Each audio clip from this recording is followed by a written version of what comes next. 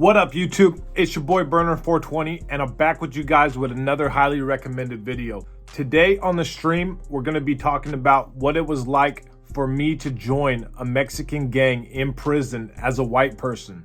Yes, I was only supposed to do 18 months and I ended up doing 8.5 years for multiple reasons.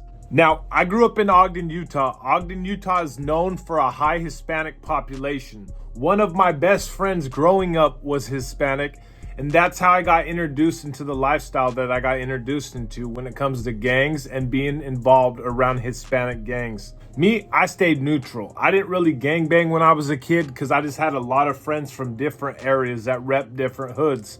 And I never wanted problems with a bunch of people. I just wanted to be cool with everyone. When I went to prison, I am not a racist person. So of course, I am not going to click up with the skinheads or the Nazis. That's not my type of ideology. When I first got to prison, they got mad at me because I didn't want to run with the whites. They saw me. They was like, he's 6'2", he's kind of a big dude. He could be an ally to us. So they tried to approach me and then recruit me. When they approached me, I was like, I'm good, man. Like, I don't really agree with what you guys are preaching, and I kind of just want to stay to myself. Now, I got into a lot of beef over this. They sent multiple people at my head every day I would wake up.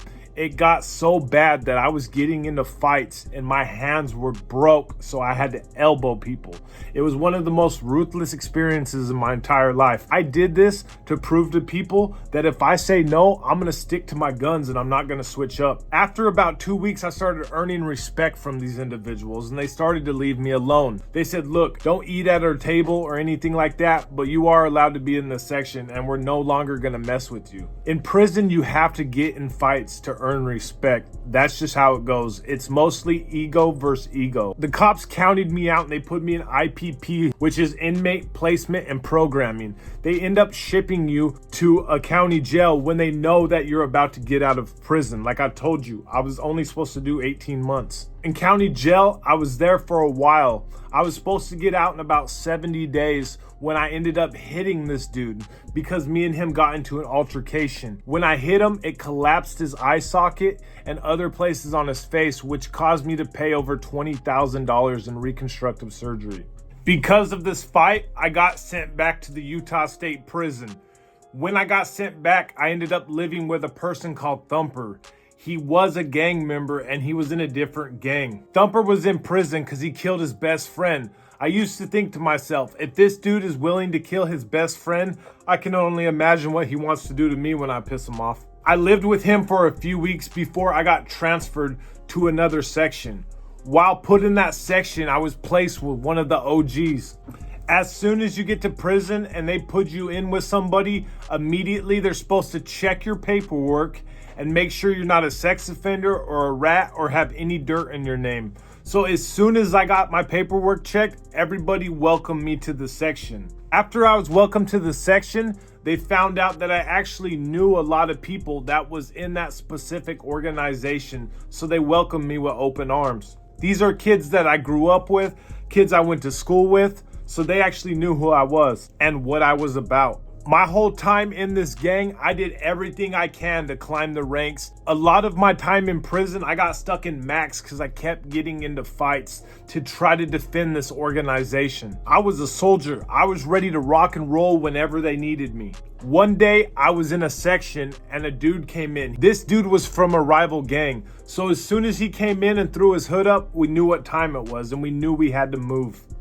We stabbed this dude repeatedly and we ended up doing him so bad. I'm not proud about this, but at the same time, you came into my environment and started throwing up rival gangs in prison. So what did you expect me to do? It puts me in a situation where I have to do what I have to do to survive and stay respected. The organization I was from, this ain't no ordinary organization. We used to function. We used to wake up every morning at 4:45 and have our shoes on by 5 o'clock before the doors pop. Because sometimes cops pop the wrong doors and let you out with your enemies, so you have to be prepared. These were my brothers. These were my homies that had my back, that promised me the world. When I caught the case for stabbing that dude, I ended up getting my blue packet or my paperwork. My paperwork revealed that one of my big homies, the one that put me on, ended up snitching on me.